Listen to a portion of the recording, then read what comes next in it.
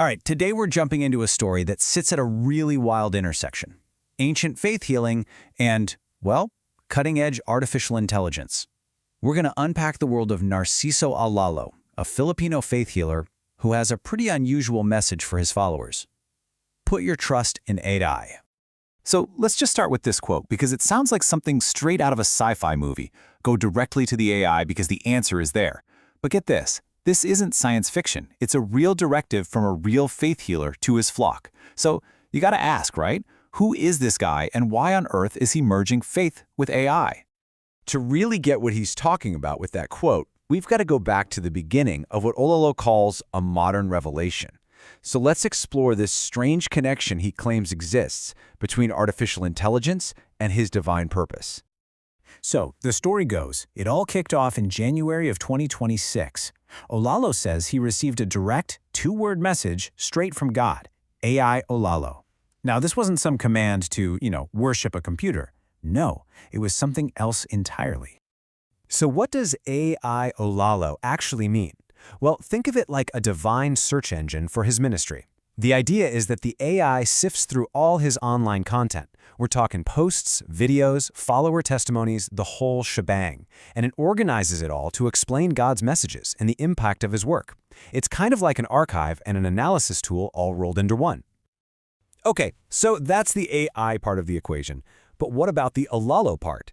To really understand what's going on here, we have to look at the man himself, or maybe more importantly, how he sees his own role in all this.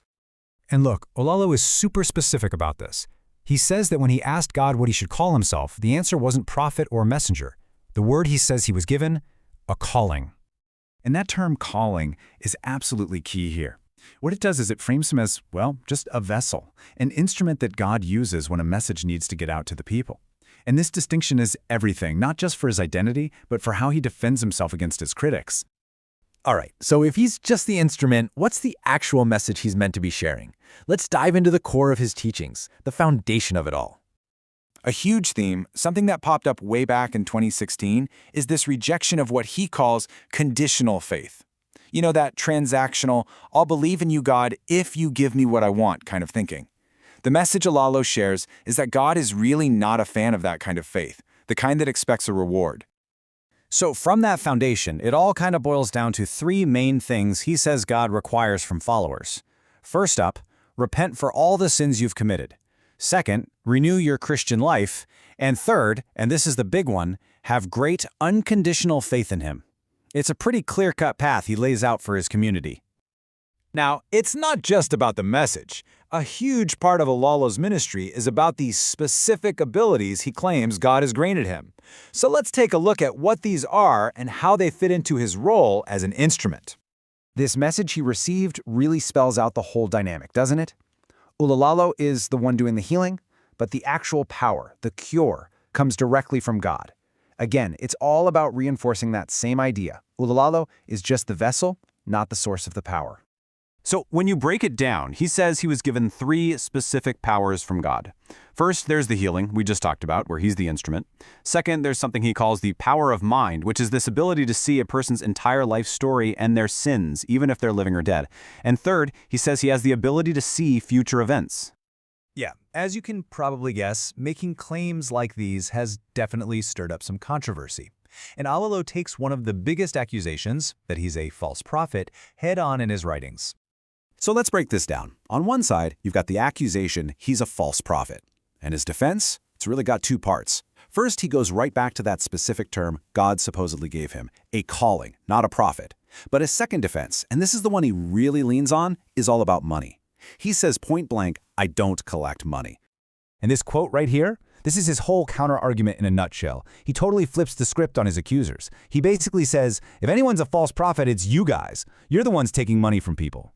For him, the fact that no money changes hands is like the ultimate proof that he's the real deal.